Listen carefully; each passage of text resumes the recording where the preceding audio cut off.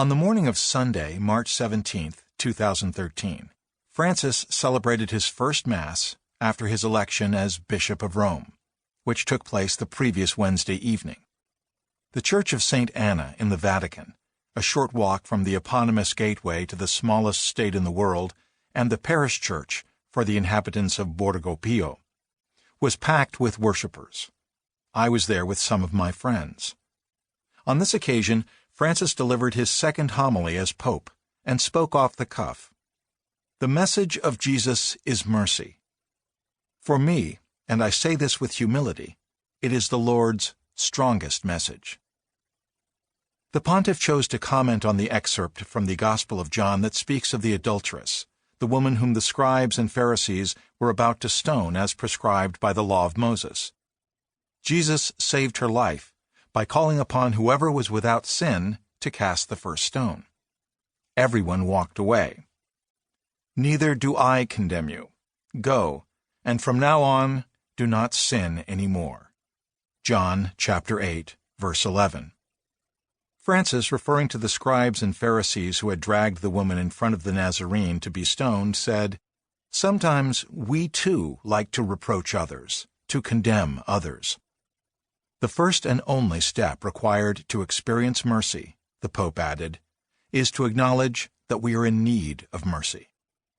Jesus comes for us when we recognize that we are sinners. All that's necessary is not to imitate the Pharisee who stood in front of the altar and thanked God for not being a sinner like other men. If we are like that Pharisee, if we think we are righteous, we do not know the Lord's heart, and we will never have the joy of feeling this mercy, the new Bishop of Rome explained.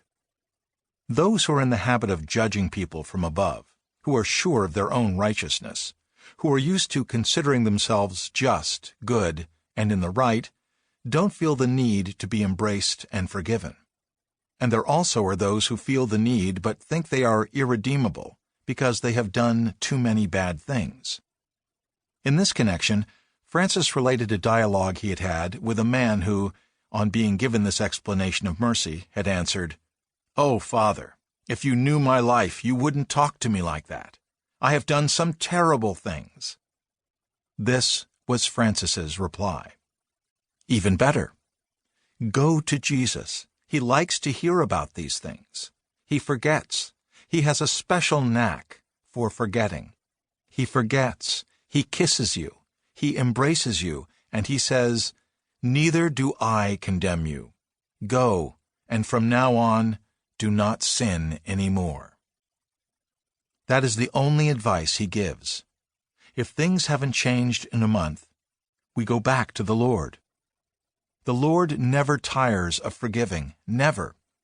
It is we who tire of asking Him for forgiveness. We need to ask for the grace not to get tired of asking for forgiveness, because He never gets tired of forgiving.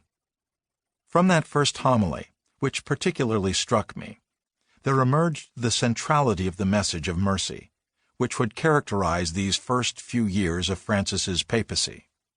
They were simple and profound words.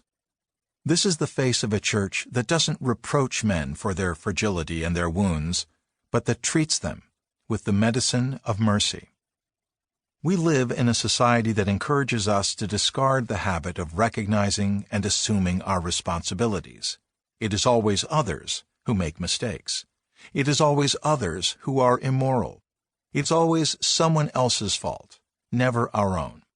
And sometimes we even experience the return of a kind of clericalism, always intent on building borders, regulating the lives of people through imposed prerequisites and prohibitions that make our daily lives, already difficult, even harder. An attitude of being always ready to condemn and much less willing to accept, ready to judge but not to bow down with compassion for mankind's sufferings. The message of mercy, the heart of that sort of unwritten first encyclical, which was contained in the new Pope's brief homily, swept all those stereotypes away.